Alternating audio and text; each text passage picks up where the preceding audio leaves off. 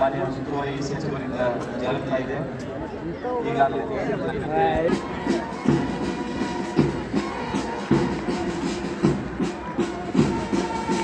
ಜಿಲ್ಲಾ ಸಶಸ್ತ್ರ ಪಡೆಯ ಜಯಪುರದವರು ರಾಜೇಶ್ ಅವರ ಪ್ಲಾಟೂನ್ ಕಮಾಂಡರ್ ಅವರು,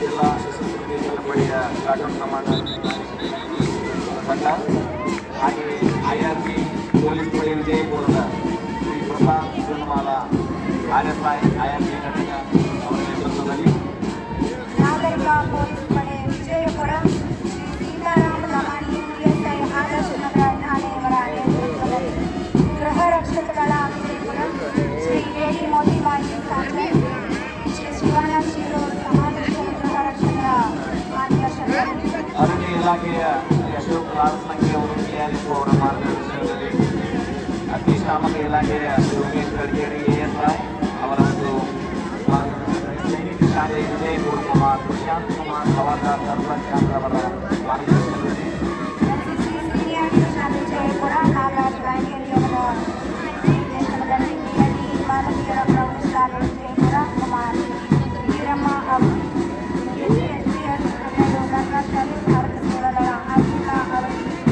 ಶಾಂತಿ ನಿಕೇತನ CJC ಇಂಟರ್ನ್ಯಾಷನಲ್ ಶಾಲೆಯ ಕುಮಾರಿ ನೇಹಾ ಕಲ್ಯಾಣಿ ಅವರ ಪ್ಲಾಟೂನ್ ಕಮಾಂಡರ್ ಅವರಲ್ಲಿ ಮಹಾತ್ಮ ಗಾಂಧಿ ಪ್ರೌಢಶಾಲೆ ವಿಜಯಪುರ ಭಾರತ ವಿಭಾಗದ ಕುಮಾರ್ ಅಥರ್ವ ಪೂರ್ ಅವರ ಪ್ಲಾಟೂನ್ ಕಮಾಂಡರ್ ಅವರ ನಿರ್ದೇಶನದಲ್ಲಿ ಸರ್ಕಾರಿ ಹೆಣ್ಣುಮಕ್ಕಳ ಬಾಲ್ಯ ಪ್ರಾಥಮಿಕ ಶಾಲೆಯ ಸ್ವಾಮಿ ಕುಮಾರಿ ಸಂಜನಾ ಗೋವಿ, ರೂಪಾಂಗಲ ಪ್ರಾಥಮಿಕ ಶಾಲೆ ವಿಜಯಪುರ ಕುಮಾರ್ ಚೇತನ್ ಪಡ್ವಾನು, ಸೆಂಟ್ ಜೋಸೆಫ್ ಶಾಲೆ ವಿಜಯಪುರ ಗೈಸ್ ಬಣ್ಣ ಕುಮಾರ್ ಶೆರೋನ್ ಜೋಸೆಫ್ ಅವರ ಸಂಘದಲ್ಲಿ ಲಕ್ಷ್ಮೀ ಶಾಲೆ ವಿಜಯಪುರ ಕುಮಾರ್ ಆದರ್ಶ ಪೊಲೀಸ್ ಶಕ್ತಿಗಳ ತಂಡ ಶಾಂತಿನಗರದಲ್ಲಿ ಭಾರತ ಸೇವಾದ ಕುಮಾರಿ ಅವರ SI ಉಲ್ಲಾಸರ್ ಮತ್ತು ಶ್ರೀ ಶ್ರೀಶೈಲ್ ಮಾನ್ಯ ಹೋಮಗಾರರವರ ಒಂದು ಸಂಗೀತ ವಾದ್ಯ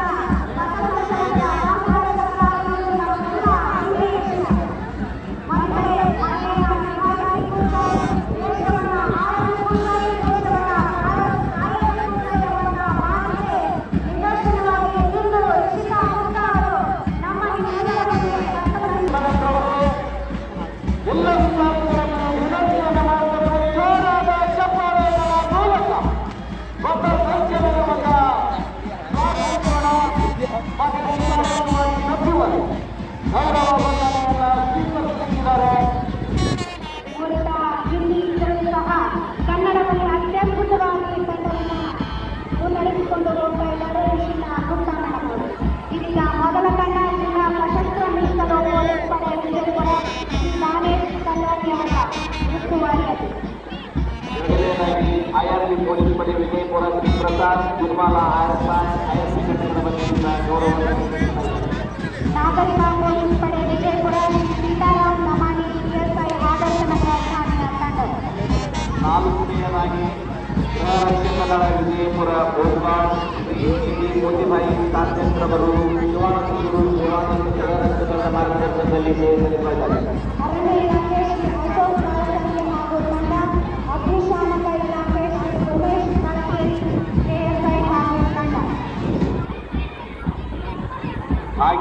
ನಮ್ಮ ವಿಜಯಪುರದ ಹೆಮ್ಮೆಯ ಶಾಲೆ ಸೈನಿಕ ಶಾಲೆ ವಿಜಯಪುರದ ಕುಮಾರ್ ಪ್ರಶಾಂತ್ ಕುಮಾರ್ ಅವರ ಒಂದು ಪ್ಲಾಟೂನ್ ಕಮಾಂಡರ್ದಲ್ಲಿ ಮಾನ್ಯತೆ ಗೌರವ ವಂದನೆಯನ್ನು ಸಲ್ಲಿಸ್ತಾ ಇದ್ದಾರೆ.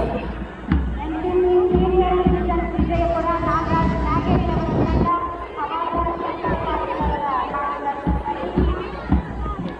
ಹಾಗೆಯೇ ಕೇರಳಿ ಬಾಲಕಿಯರ ಪ್ರೌಢಶಾಲೆ ವಿಜಯಪುರ ವೀರಮ್ಮ ಔಟಿಯವರ ಒಂದು ತಂಡ ಶ್ರೀಮತಿ ಅರುಣಾ ಮಾಲಿಕರ್ ಅವರ ಮಾರ್ಗದರ್ಶನದಲ್ಲಿ ಸಚಿವರಿಗೆ ಮಾನ್ಯ ಸಚಿವರಿಗೆ ಗೌರವ ವಂದನೆಯನ್ನು ಸಲ್ಲಿಸ್ತಾ ಇದ್ದಾರೆ. KGHPS 12 ಗರ್ಭಾ ಶಾಲೆಯ ಭಾರತ ಸೇವಾದಳದ ಮಕ್ಕಳು ಕುಮಾರಿ ಅರ್ಪಿತಾ ಅವರಿಗೆ ಅವರ ತಂಡ ಶ್ರೀಮತಿ ಎಂ ಅವರ ಮಾರ್ಗದರ್ಶನ. ಅತ್ಯಂತ ಶಿಸ್ತುಬದ್ಧವಾಗಿ ಶಾಂತಿನಿಕೇತನ್ CBSE ಇಂಟರ್ನ್ಯಾಷನಲ್ ಶಾಲೆ ಕುಮಾರಿ ನೇಹಾ ಕಲ್ಯಾಣಿ ಅವರ ಒಂದು ತಂಡ ಶ್ರೀ ಅನಿಲ್ ಕುಮಾರ್ ಅವರ ಮಾರ್ಗದರ್ಶನದಲ್ಲಿ ಮಾನ್ಯರಿಗೆ ಗೌರವ ವಂದನೆಯನ್ನು ಸಲ್ಲಿಸ್ತಾ ಇದ್ದಾರೆ. ಮಹಾತ್ಮ ಗಾಂಧಿ ಪ್ರೌಢಶಾಲೆ ವಿಜಯಪುರ ಭಾರತ ಸೇವಾದಳದ ಮಕ್ಕಳು ಕುಮಾರಿ ಅಥರ್ವ ಪೋಲ್ ಅವರ ತಂಡ ಶ್ರೀ SF ಚವ್ಹಾಣ್ ಅವರ ಮಾರ್ಗದರ್ಶನ.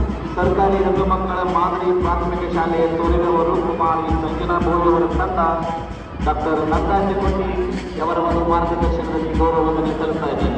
ಶ್ರೀ ಯುಗ್ಮಂಗಲ ಪ್ರಾಥಮಿಕ ಶಾಲೆ ವಿಜಯಪುರ ಚೇತನ್ ಪಟ್ನಾಯಕ್ ಅವರ ತಂಡ ಶ್ರೀ SF ಕುಲಕರ್ಣಿ ಅವರ ಮಾರ್ಗದರ್ಶನ. ಸೇಂಟ್ ಜೋಸೆಫ್ ಶಾಲೆ ವಿಜಯಪುರ ಗೈಡ್ಸ್ ತಂಡ ಕುಮಾರಿ ಸ್ವರೂಪ್ ಜೋಸೆಫ್ ಅವರ ತಂಡ ಶ್ರೀಮತಿ ಪ್ರೀತಿ ಕಾಳೆ ಅವರ ಮಾರ್ಗದರ್ಶನದಲ್ಲಿ ಸನ್ಮಾನ್ಯ ಸಚಿವರಾಗಿ ವೇದಿಕೆ ಮೇಲೆ ಎಲ್ಲ ಗಣ್ಯಮಾನ್ಯರಿಗೆ ಗೌರವ ವಂದನೆಗಳನ್ನು ಸಲ್ಲಿಸಿದ್ದಾರೆ. ಗಂಗಶ್ರೀ ಶಾಲೆ ವಿಜಯಪುರ ಕುಮಾರ ಆದರ್ಶ್ ಕೋಡಿಶೆಟ್ಟಿ ಅವರ ತಂಡ ಶ್ರೀ HG ಬೈಗಲ್ ಹಾಗೂ ಶ್ರೀ IC ಪಟ್ನಾಳ್ ಅವರ ಮಾರ್ಗದರ್ಶನ. ಹಾಗೆಯೇ ಶಾಂತಿನಗರ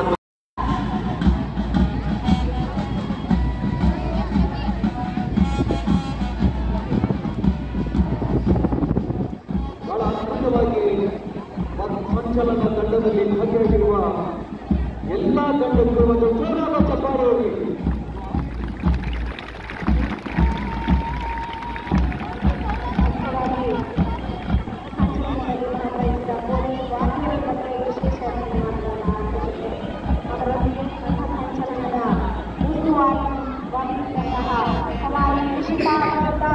ಒಳಗೊಂಡು ಪಥಸಂಚಲನದಲ್ಲಿ ಭಾಗಿಯಾದ ಸರ್ವ ತಮ್ಮೆಲ್ಲರ ಪ್ರೀತಿಯ ಚಪ್ಪಾಳೆಗಳಿಗೆ ಧನ್ಯವಾದಗಳನ್ನು ಅರ್ಪಿಸುತ್ತೇವೆ.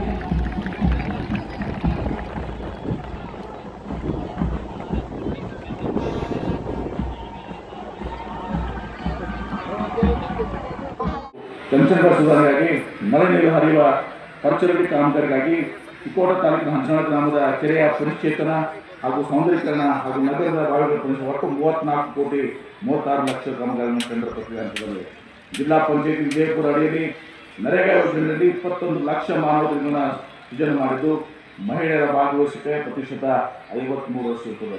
ಸದರಿ ಯೋಜನೆಯಲ್ಲಿ 4,300 ಜನ ವಿಶೇಷ ಚೇತನರಿಗೆ ಉದ್ಯೋಗ ಚೀಟಿಗಳನ್ನು ವಿತರಿಸಲಾಗಿದೆ.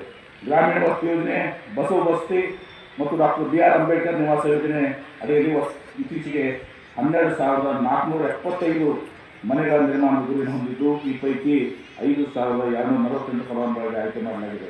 ಜಲ್ ಜೀವನ ಮಿಷನ್ ಯೋಜನೆಯಲ್ಲಿ 4 ಹಂತಗಳಲ್ಲಿ 1,000 ಜನರ ವಸತಿಯಲ್ಲಿ 575 ಕೋಟಿ ರೂಪಾಯಿಗಳ ವೆಚ್ಚದಲ್ಲಿ ಕಾಮಗಾರಿ ಅನುಷ್ಠಾನ ಮಾಡಲಾಗುತ್ತಿದ್ದು ಗ್ರಾಮೀಣ ಭಾಗದ 4 ಲಕ್ಷ ಮನೆಗಳಲ್ಲಿ ಕಾರ್ಯಾತ್ಮಕನಲ್ಲಿ ಸಂಪರ್ಕವನ್ನು ಹೊಂದಲಾಗಿರುತ್ತದೆ. ಜಿಲ್ಲೆಯ ಶಾಶ್ವತ ಕುಡಿಯುವ ನೀರಿನ ಸಮಗ್ರ ಯೋಜನೆ ಜಲಧಾರೆ ಸ್ಕೀಮ್ 1 ಮತ್ತು 2ರಲ್ಲಿ ಎಲ್ಲ 13 ಕಂದಾಯ ತಾಲೂಕುಗಳನ್ನ ಒಳಗೊಂಡಂತೆ ಒಟ್ಟು 3,059 ಕೋಟಿ ಅಂದಾಜು ಮೊತ್ತದ ಪೈಕಿ 211 ಗ್ರಾಮ ಪಂಚಾಯತ್ಗಳು ಮತ್ತು 11 ನಗರ ಪ್ರದೇಶಗಳು ಸೇರಿ ಇಲ್ಲಿವರೆಗೆ 1,864 ಕೋಟಿ ರೂಪಾಯಿಗಳನ್ನ ಖರ್ಚು ಮಾಡಲಾಗಿದೆ. ಕಾಮಗಾರಿಗಳು ಪ್ರಗತಿಯಲ್ಲಿವೆ. ಮುಖ್ಯಮಂತ್ರಿಗಳ ವಿಶೇಷ ಅನುದಾನ SCP, TSP ಹಾಗೂ ಪ್ರವಾಹ ಪರಿಹಾರ ಯೋಜನೆಗಳಲ್ಲಿ 24 ಕೋಟಿ ಅನುದಾನದಲ್ಲಿ 96 ಕಾಮಗಾರಿಗಳನ್ನು ಪೂರ್ಣಗೊಳಿಸಲಾಗಿದೆ. ಬಂಧುಗಳೇ, ನಿಮ್ಮೆಲ್ಲರಿಗೂ ತಿಳಿದಿರುವಂತೆ ವಿಜಯಪುರ ಜಿಲ್ಲೆ ಕೈಗಾರಿಕೆ ಬೆಳವಣಿಗೆ ಕೂಡ ಸೇರಿದಂತೆ ಇಲ್ಲಿಯ ಪರಿಪೂರ್ಣ ಅಭಿವೃದ್ಧಿಗೆ ನಾನು ಪ್ರಾಮಾಣಿಕವಾಗಿ ಮತ್ತು ನಿರಂತರವಾಗಿ ಶ್ರಮಿಸುತ್ತಿದ್ದೇನೆ. ನಾನು ಮೊನ್ನೆಯಷ್ಟೇ ಸ್ವಿಟ್ಜರ್ಲ್ಯಾಂಡ್ ದೇಶದ ದಾವೋಸ್ ನಗರದಲ್ಲಿ ನಡೆದ ವಿಶ್ವ ಆರ್ಥಿಕ ಸಮಾವೇಶದಲ್ಲಿ ಪಾಲ್ಗೊಂಡು ಇಲ್ಲಿಗೆ ಬಂದಿದ್ದೇನೆ. ದಾವೋಸ್ ಸಮಾವೇಶದಲ್ಲಿ ನಾನು ನೋಕಿಯಾ, ಟಾಟಾ ಸನ್ಸ್, ವಾಸ್ಪೇಸ್ ಮುಂತಾದ 50ಕ್ಕೂ ಹೆಚ್ಚು ಕಂಪನಿಗಳ ಉನ್ನತ ಮಟ್ಟದ ಪ್ರತಿನಿಧಿಗಳ ಜೊತೆ ಬಂಡವಾಳ ಹೂಡಿಕೆ ಕುರಿತು ಮಾತುಕತೆ ನಡೆಸಿದ್ದೇನೆ. ಈ ಪೈಕಿ RP ಸಂಜೀವ್ ಗೋಯಿಂಕಾ ಕಂಪನಿಯು ಮರುಬಳಕೆ ಇಂಧನ ಕ್ಷೇತ್ರದಲ್ಲಿ ವಿಜಯಪುರ ಮತ್ತು ಬಳ್ಳಾರಿ ಜಿಲ್ಲೆಗಳಲ್ಲಿ ಬಂಡವಾಳ ಹೂಡಿಕೆ ಮಾಡಲಿವೆ. ಇದರಿಂದ ಜಿಲ್ಲೆಯ ಜನರಿಗೆ ಇಲ್ಲೇ ಉದ್ಯೋಗ ಸೃಷ್ಟಿಯಾಗಲಿದೆ. ವಿಜಯಪುರ ಮತ್ತು ರಾಜಧಾನಿ ಬೆಂಗಳೂರು ನಡುವಿನ ರೈಲು ಪ್ರಯಾಣದ ಅವಧಿಯನ್ನು ಈಗಿರುವ 15-16 ಗಂಟೆಗಳಿಂದ 10 ಗಂಟೆಗೆ ಇಳಿಸಲು ನಾನು ನಿರಂತರವಾಗಿ ಪ್ರಯತ್ನಿಸುತ್ತಿದ್ದೇನೆ. ಈ ಸಂಬಂಧವಾಗಿ ನಾನು ರೈಲ್ವೆ ಇಲಾಖೆ ಅಧಿಕಾರಿಗಳ ಜೊತೆ ನಿರಂತರ ಮಾತುಕತೆ ನಡೆದಿದೆ. ಇದರ ಫಲವಾಗಿ ನೈಋತ್ಯ ರೈಲು ಒಂದೇ ಮೊದಲ ಬಾರಿಗೆ ಡಿಸೆಂಬರ್ 25ರಂದು ಹುಬ್ಬಳ್ಳಿ ಮತ್ತು ಗದಗ ಬೈಪಾಸ್ ಮಾರ್ಗಗಳ ಮೂಲಕ ಯಶಸ್ವಿ ರೈಲನ್ನು ಓಡಿಸಿದೆ. ಅದರ ನಂತರವೂ ಒಮ್ಮೆ ಓಡಿಸಿದೆ. ಇದನ್ನು ಕಾಯಂ ಮಾಡಬೇಕೆಂದು ಒತ್ತಡ ಹೇರಲಾಗುತ್ತದೆ. ವಿದ್ಯುತ್ ಮಾರ್ಗ ನಿರ್ಮಾಣ ನಂತರ ಅದು ಕಾರ್ಯರೂಪಕ್ಕೆ ಬರಲಿದೆ. ಮೈಸೂರು ಮತ್ತು ಪಂಢರಪುರ ನಡುವಿನ ಓಡಾಡುವ ರೈಲನ್ನು ಕೂಡ ಇದೇ ರೀತಿ ನಿಯಮಿತ ನಿಲುಗಡೆಯೊಂದಿಗೆ ಹುಬ್ಬಳ್ಳಿ ಗದಗ ಬೈಪಾಸ್ ಮೂಲಕ ಓಡಿಸಬೇಕೆಂದು ನಾವು ಆಗ್ರಹಿಸುತ್ತಿದ್ದೇವೆ. ಜೊತೆಗೆ ಬೆಂಗಳೂರು ಮತ್ತು ವಿಜಯಪುರ ನಡುವೆ ಒಂದೇ ಮಾರುತ ವಸತಿ ಶಾಲೆಯ ಲೋಕಾರ್ಪಣೆ ಮಾಡಿರುವುದು ವಿದ್ಯಾರ್ಥಿಗಳಿಗೆ ಅತ್ಯುತ್ತಮವಾದ ಶೈಕ್ಷಣಿಕ ವಾತಾವರಣವನ್ನು ಸೃಷ್ಟಿಸಿದೆ. ಹಿಂದಿರುವ ವರ್ಗಗಳ ಕಲ್ಯಾಣ ಇಲಾಖೆಯಲ್ಲಿ ಬಬಲೇಶ್ವರ ಪಟ್ಟಣದಲ್ಲಿ 5 ಕೋಟಿ ರೂಪಾಯಿಗಳ ವೆಚ್ಚದಲ್ಲಿ ಮೆಟ್ರಿಕ್ ನಂತರದ ಬಾಲಿಕೆಯರ ವಸತಿಯನ್ನು ಲೋಕಾರ್ಪಣೆಯಾಗಿದ್ದು 125 ವಿದ್ಯಾರ್ಥಿಗಳಿಗೆ ವಸತಿಗಳನ್ನು ಕಲ್ಪಿಸಲಾಗಿದೆ. ವಿಜಯಪುರ ನಗರದಲ್ಲಿ ಪುಸ್ತಕ ಸಾಲಿನಲ್ಲಿ ಮೆಡಿಕಲ್ ಮತ್ತು ಇಂಜಿನಿಯರಿಂಗ್ ವಿದ್ಯಾರ್ಥಿ ಹಾಗೂ ವಿದ್ಯಾರ್ಥಿನಿಯರಿಗಾಗಿ 2 ವಸತಿ ನೆಲೆಗಳನ್ನು ಕಾರ್ಯನಿರ್ವಹಿಸುತ್ತದೆ. ವಿಜಯಪುರ ಜಿಲ್ಲೆಯು ಸೈಕ್ಲಿಂಗ್ ತವರು ಪ್ರಸಿದ್ಧಿ ಪಡೆದಿರುತ್ತದೆ. ಇಲ್ಲಿನ ಸೈಕ್ಲಿಂಗ್ ಕ್ರೀಡಾಪಟುಗಳಿಗೆ ಸರ್ಕಾರಿಯಾದ ಯುವ ಸಬಲೀಕರಣ ಮತ್ತು ಕ್ರೀಡಾ ಇಲಾಖೆಯಲ್ಲಿ 9 ಎಕರೆ ವಿಸ್ತೀರ್ಣದಲ್ಲಿ 10 ಕೋಟಿ 70 ಲಕ್ಷ ರೂಪಾಯಿ ವೆಚ್ಚದಲ್ಲಿ ಸೈಕ್ಲಿಂಗ್ ರೋಡ್ಗಳನ್ನು ನಿರ್ಮಿಸಿದ್ದು ಮಾನ್ಯ ಮುಖ್ಯಮಂತ್ರಿಗಳಿಂದ ಲೋಕಾರ್ಪಣೆಗೊಂಡಿದೆ. ಇದು ಕರ್ನಾಟಕ ರಾಜ್ಯದಲ್ಲಿಯೇ ಮೊಟ್ಟ ಮೊದಲನೇ ಆದರೂ ಎಂದು ಹೇಳಲು ಹೆಮ್ಮೆ ಎನಿಸುತ್ತದೆ. 2025-26ನೇ ಸಾಲಿನಲ್ಲಿ ಮೈಸೂರಿನಲ್ಲಿ ಆಯೋಜಿಸಲಾಗಿದ್ದ ರಾಜ್ಯ ಮಟ್ಟದ ದಸರಾ ಕ್ರೀಡಾಕೂಟದಲ್ಲಿ ವಿಜಯಪುರ ಕ್ರೀಡಾ ವಸತಿಯ ನಿಲಯದ ಕ್ರೀಡಾಪಟುಗಳು ಸೈಕ್ಲಿಂಗ್ 5 ಚಿನ್ನ, 4 ಬೆಳ್ಳಿ, 5 ಕಂಚಿನ ಪದಕಗಳನ್ನು, ಜುಡೋ ಕ್ರೀಡೆಯಲ್ಲಿ ಒಂದು ದಿವಸ 28 ಚಿನ್ನ, 15 ಬೆಳ್ಳಿ, 28 ಕಂಚಿನ ಪದಕಗಳನ್ನು ಹಾಗೂ ವೇಟ್ ಲಿಫ್ಟಿಂಗ್ನಲ್ಲಿ 2 ಚಿನ್ನ, 1 ಬೆಳ್ಳಿ ಪದಕವನ್ನು ಪಡೆದು ಜಿಲ್ಲೆಯ ಕ್ಷೇತ್ರದಲ್ಲಿ ತಂದಿದ್ದಾರೆ ಎಂದು ತಿಳಿಸಿದ ಆಶ್ರಯಿಸುತ್ತದೆ. ಅವರೆಲ್ಲರಿಗೂ ಗಣರಾಜ್ಯೋತ್ಸವದ ಈ ಶುಭ ಸಂಭವದಲ್ಲಿ ಹೃದಯಪೂರ್ವಕ ಅಭಿನಂದನೆಗಳನ್ನು ಸಲ್ಲಿಸುತ್ತೇನೆ.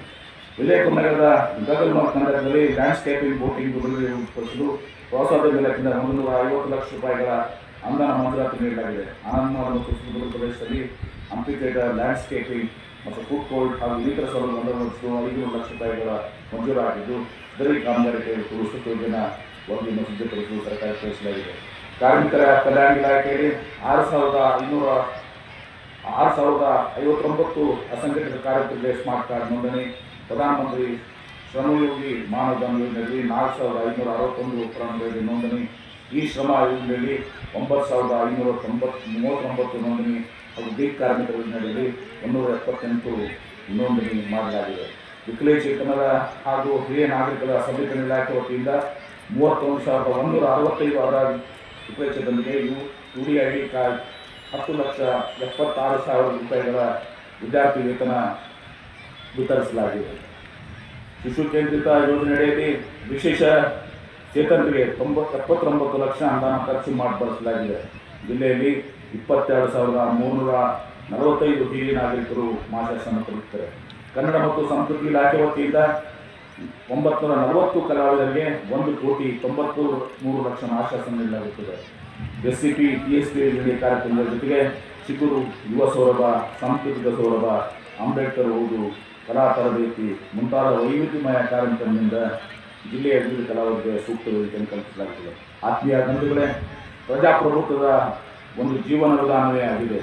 ಆರ್ಥಿಕ ಮತ್ತು ಸಾರ್ವಜನಿಕ ಸಮಾನತೆ ಹಾಗೂ ರಾಜಕೀಯ ಸ್ವಾತಂತ್ರ್ಯ ಒದಗಿಸಿಕೊಳ್ಳಲು ಅದು ಹೋರಾಡುತ್ತದೆ. ನಮ್ಮ ಪ್ರಜಾಪ್ರಭುತ್ವ ಜೀವಂತವಾಗಿರುತ್ತದೆ. ನಮ್ಮ ಪರಸ್ಪರ ತಿಳುವಳಿಕೆ, ವಿಚಾರ ವಿನಿಮಯ, ಸಹಕಾರ, ಸಹಾನುಭೂತಿ ಮತ್ತು ರಚನಾತ್ಮಕ ವಿಮರ್ಶೆ ಅತ್ಯಂತ ಅವಶ್ಯಕವಾಗಿದೆ. ಪ್ರಜಾಪ್ರಭುತ್ವ ವ್ಯವಸ್ಥೆಯೊಂದಿಗೆ ನೈತಿಕತೆಯ ಮತ್ತು ಮಾನವೀಯತೆಯ ಸಮಾಜವನ್ನು ಕಟ್ಟುವ ಮೂಲಕ ಸಂವಿಧಾನದ ಆಶಯಗಳನ್ನ ಎತ್ತಿ ಹಿಡಿಯುವುದರೊಂದಿಗೆ ಭವ್ಯವಾದ ದೇಶವನ್ನು ನಿರ್ಮಿಸಿ ವಿಶ್ವಕ್ಕೆ ಮಾದರಿಯಾಗೋಣ. ಭಾರತದ ಪ್ರಥಮ ಪ್ರಧಾನಿ ಜವಾಹರಲಾಲ್ ನೆಹರು ಅವರು ಸಮಯಗಳನ್ನ ವರ್ಷಗಳ ಉಳಿಸುತ್ತೆಂದು ಅಳೆಯಬಾರದು, ಬದಲಾಗಿ ಒಬ್ಬ ವ್ಯಕ್ತಿ ಏನು ಮಾಡಿದ, ಏನು ಅನುಭವಿಸಿದ ಮತ್ತು ಏನನ್ನು ಸಾಧಿಸ ಎಂಬುದರ ಮೂಲಕ ಅಳೆಯಬೇಕು ಎಂದಿದ್ದಾರೆ. ಬಸವಣ್ಣವರು ಮನೆಯೊಳಗೆ ಇಲ್ಲಿಯೂ ಹೊತ್ತಿನಲ್ಲಿ ಹುರುಳುಕ್ಕಿ ಮನೆಯೊಳಗೆ ತುಂಬಿ ಮನೆಯೊಳಗೆ ನಾವು ಇದೊಂದು ತಮಿಳಿನಲ್ಲಿ ಹುಸಿ ತುಂಬಿ ಮನದೊಳಗೆ ವಿಷಯ ತುಂಬಿ ಮನದೊಳಗೆ ಮನದು ದಯನಗಳು ಇಲ್ಲವೋ ಕುಡಿಸಲು ಮದುವ ಭವ್ಯ ಭಾರತ ಪ್ರಜಾಪ್ರಭುತ್ವದ ಆಧಾರ ಸ್ತಂಭ ಸಂವಿಧಾನವನ್ನು ಬಲಶಾಲಿಗೊಳಿಸೋಣ. ಸಂವಿಧಾನ ಪ್ರಜೆಗಳ ಶಕ್ತಿದಾತರು. ಸಂವಿಧಾನದ ಆಶಯಗಳಂತೆ ನಮ್ಮ ದೇಶವನ್ನು ಮುನ್ನಡೆಸೋಣ. 77ನೇ ಗಣರಾಜ್ಯೋತ್ಸವದ ಭವ್ಯ ಸಮಾರಂಭದಲ್ಲಿ ಪಾಲ್ಗೊಂಡಿರುವ ಎಲ್ಲ ಗೌರವಾನ್ವಿತ ಗಣ್ಯಮಾನ್ಯರಿಗೂ, ಮಹಿಳೆಯರಿಗೂ, ತಾಯಂದಿರಿಗೂ, ನಾಗರಿಕರಿಗೂ, ಹಿರಿಯ ಯುವ ಸಹೋದರರಿಗೂ, ಮುದ್ದಿನ ಮಕ್ಕಳಿಗೂ, ನೌಕರ ಬಂಧುಗಳಿಗೆ ಹಾಗೂ ಮಾಧ್ಯಮ ಮಿತ್ರರಿಗೂ ಮತ್ತೊಮ್ಮೆ ಗಣರಾಜ್ಯೋತ್ಸವದ ದಿನಾಚರಣೆಯ ಶುಭಾಶಯಗಳನ್ನು ತಿಳಿಸುತ್ತಾ ನನ್ನ ಗಣರಾಜ್ಯೋತ್ಸವ ಸಂದೇಶವನ್ನು ಮುಕ್ತಾಯಗೊಳಿಸುತ್ತೇನೆ. ಜೈ ಹಿಂದ್, ಜೈ ಕರ್ನಾಟಕ.